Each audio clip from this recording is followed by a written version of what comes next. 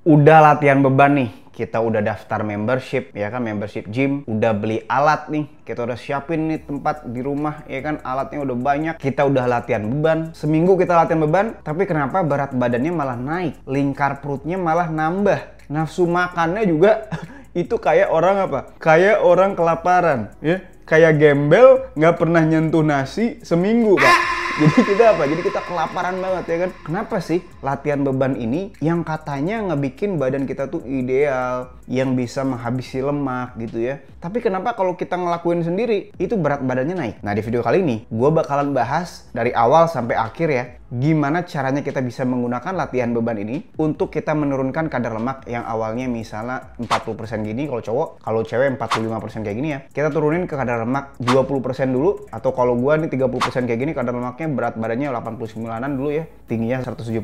Kita turunin ke kadar lemak 15% kayak gini nih kalau cowok, atau kalau gue kayak gini 15%, atau kalau buat cewek ke kadar lemak 20% kayak gini. Atau kayak contohnya klien gue ini ya, yang gue coaching langsung, itu dia bertahun-tahun nge-gym, itu perutnya makin buncit ya kan, nggak pernah ngeliat six pack-nya, tapi setelah gue coaching, itu selama 4 bulan aja, itu abs-nya langsung kelihatan, ototnya semakin jelas, urat-uratnya juga udah jelas, oke, karena kadar lemaknya menurun dan juga massa ototnya mulai naik. Nah, jadi gimana caranya supaya latihan beban ini memaksimalkan progres penurunan kadar lemak kita, tapi kita mau juga naikin daging di badan kita ini? Kita langsung bahas aja di video kali ini. Nah, sebenarnya kalau komen-komen mengenai latihan beban bikin naik berat badan, itu udah sering banget gua temuin dia di TikTok, di Instagram, bahkan di YouTube gitu. Karena banyak banget pemula itu bingung ketika dia mau turun berat badan, dia disuruhnya olahraga, ya kan, olahraga yang banyak, ya kan. Biasanya pada nyaraninnya olahraganya apa? Lari, ya kan, bulu tangkis, atau misalnya olahraga jalan gitu ya, atau bahkan latihan beban. Tapi khususnya latihan beban, kenapa kalau misalnya Om Deddy misalnya bilang ya, latihan beban tuh bakar lemaknya 24 jam, itu banyak pokoknya bakar lemaknya.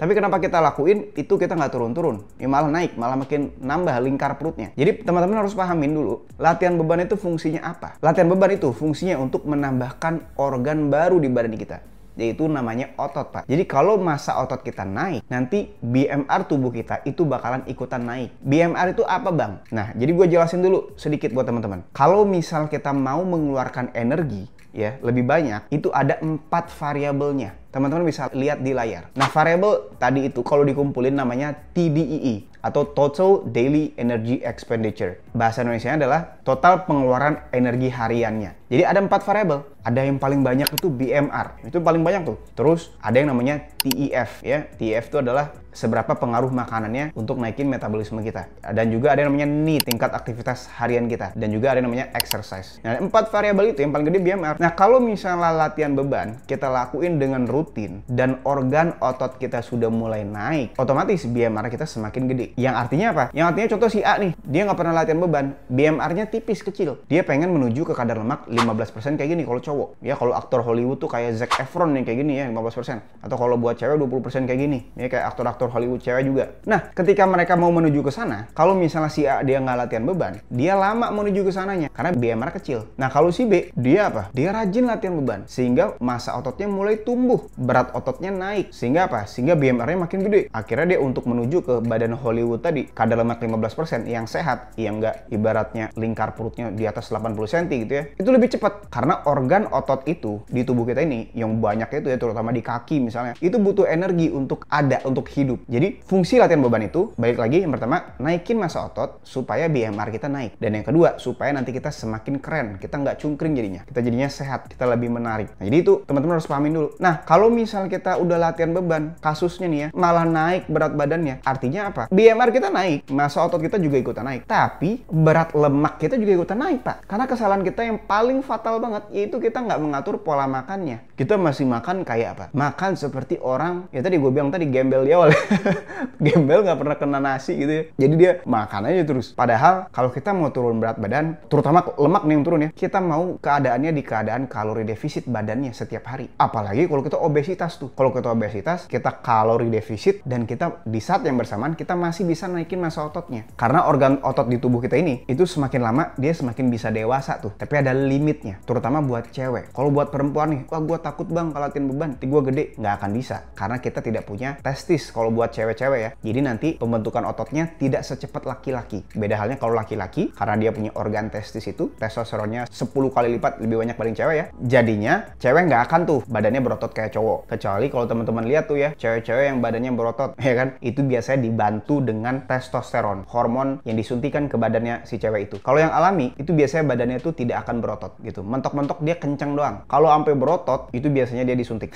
Kalau cewek. Nah kalau cowok, biasanya badannya tuh ya kayak yang alami lah, nggak terlalu berotot juga gitu. Yang kalau kita lihat itu ya enak dilihat gitu, nggak kayak freak gitu ya. Gede banget gitu ototnya, nggak juga. Kayak kalau natural gambarannya kayak gini lah, kayak gua gini. Oke? Jadi pada saat teman-teman obesitas, teman-teman bisa naikin juga massa ototnya dan sekaligus nurunin lemaknya. Jadi kesalahan yang paling pertama, kita wajib perbaiki pola makannya, kita wajib atur. Kita wajib memahami kalau kita masih makannya sama, kita mau latihan beban kayak atlet, program latihannya tuh kayak orang pokoknya sempurna banget, perfect, ideal, konsisten banget. Kalau makannya nggak diatur, kita bakalan nggak berubah kadar lemaknya. Ototnya berubah, tapi lemaknya nggak berubah. Jadi makanan yang kita wajib atur adalah kita wajib membatasi atau stop dulu sementara. Contohnya karbohidrat yang berbahan dasar tepung, roti, mie, makan makanan lain, kue-kue, kita mau stop dulu sementara. Dan kita mau banyakin banget apa? Banyakin banget proteinnya. Karena protein itu yang akan menjadi bahan bakunya pembentukan otot. Kalau misalnya karbohidrat atau lemak itu hanya energi doang. Bahan bakunya dari mana? Dari protein. Jadi kita mau mengkonsumsi protein sesuai dengan kebutuhan kita, sesuai tinggi badan, umur juga. Jadi kita mau makannya sampai kenyang aja, atau 50-100 gram protein per sekalinya kita makan. Contohnya kalau gue gini, gue makannya sirloin steak gini ya, gue nggak pakai nasi karena gue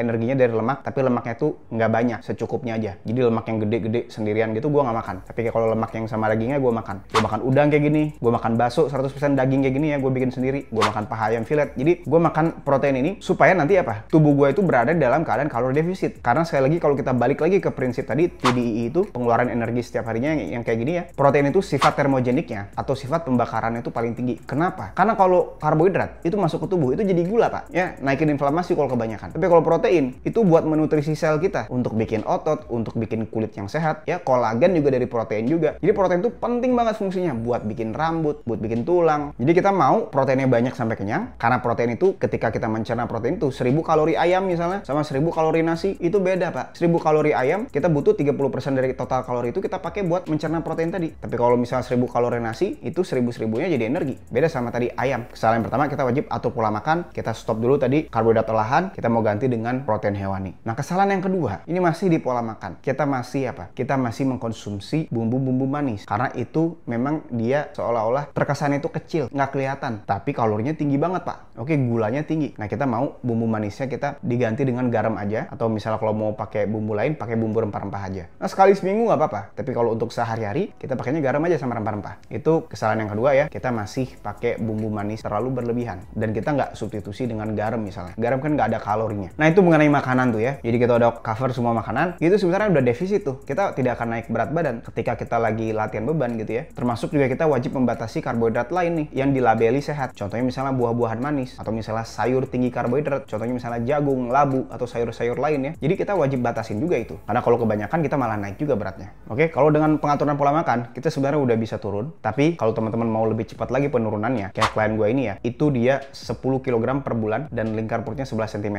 Itu bahkan yang lain ini ya, itu 4 bulanan gue coaching itu turun sebanyak 23 cm, lingkaran juga itu buncitnya hilang yang awalnya dari obesitas gitu. Walaupun dia umurnya udah lumayan ya 40-an semua. Dan biasanya emang klien-klien gue ini emang sibuk-sibuk semua. Tapi dengan kita atur pola makan ya kita nggak usah ribet-ribet ngitung kalori segala macam A B C D E, nambahin PR. Kerjaan udah pusing ya, udah stres sama kerjaan. Yang penting tadi terapin aja tadi, makan protein sampai kenyang, karbohidratnya nggak usah atau dibatasin aja. Sama yang ketiga ini apa? Kita wajib untuk jalan kaki pak. Minimalnya 8.000 sampai 10.000 langkah. Biar kayak klien gue satu lagi nih ya, itu 11 kg tuh turun selama 5 minggu. Oke? Nah kenapa jalan kaki ini penting banget pada saat kita menurunkan kadar lemak? Karena jalan kaki itu kalau teman-teman nggak tahu, itu 10.000 langkah aja itu ngebakar sampai 500-an kalori. Dan kalau kita jalan kakinya seminggu full, itu bakarnya 3.500 tuh bakarnya setengah kilo lemak. Itu pasti hilang lemaknya. Ya, lemak di lengan, lemak di perut, di paha, di pipi, itu semua bakalan hilang. Oke, jadi jalan kaki itu wajib banget pada saat kita nerapin latihan beban. Sebenarnya juga kita bisa terapin jalan kaki di treadmill gitu ya. Speednya berapa, incline-nya berapa gitu, supaya nanti kita bisa pembakarannya jauh lebih banyak. Yang terakhir nih kesalahannya,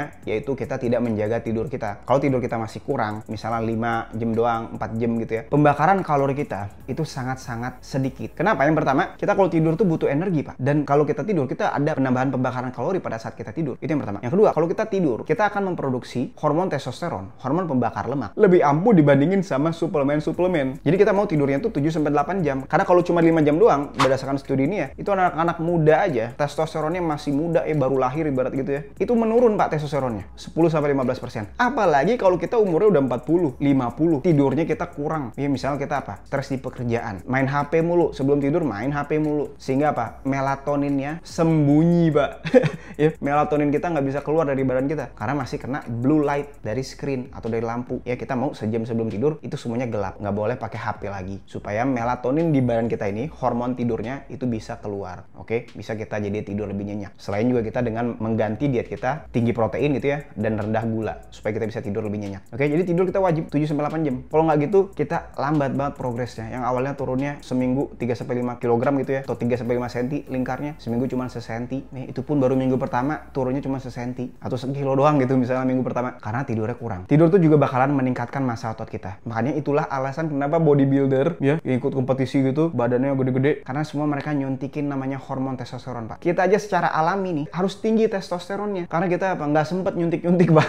Kita mau yang alami dulu biar bagus dulu, yang alami dulu dengan cara perbaikin tidur. Ya biar kayak klien gue ini ya, ini umurnya 50-an ke atas, 52, 53 ya. Itu testosteronnya selalu di bawah 300, tapi setelah gue coaching gitu selama 3 bulanan itu sekarang naik di 700-an. Oke, testosteronnya. Teman-teman bisa lihat di layar ya. Jadi gitu. Itu pentingnya tidur, Pak. Selain kita wajib menurunkan juga kadar lemaknya. Kalau semakin tinggi kadar lemak di tubuh kita, testosteronnya juga semakin rendah. Oke, berdasarkan di studi ini ya. Jadi segitu aja ya video dari gua. Semoga video ini membantu teman-teman yang sedang latihan beban, pengen turunin berat badan, kadar lemak, tapi kenapa nggak turun malah naik gitu ya. Gua heran gitu. Nah, kalau misalnya teman-teman pengen di coaching langsung dari gua bimbing langsung, gua bikinin menu makannya apa aja setiap hari, list makanannya yang kita wajib konsumsi dan kita wajib stop dulu sementara. Dan kalau misalnya kita pesan ojek online itu pesannya apa? Kalau kita misalnya makan di restoran itu pesannya gimana? Ya kan, termasuk juga program latihan harian nih di rumah ataupun di tempat gym. Setiap harinya ngapain aja supaya kita bisa setiap minggunya itu turun tuh 3-5 kg, apalagi buat teman-teman yang kadar lemaknya tinggi banget di atas 30%. Misalnya kayak gini 40% atau bahkan kalau cewek 45%. Itu bakalan dijamin turun. Karena udah banyak banget testimoninya, teman-teman bisa cek aja di Instagram langsung @pwfitid. Kalau misalnya teman-teman tertarik, teman-teman bisa daftar di link di deskripsi. Segitu aja video gua. See you next video, boy.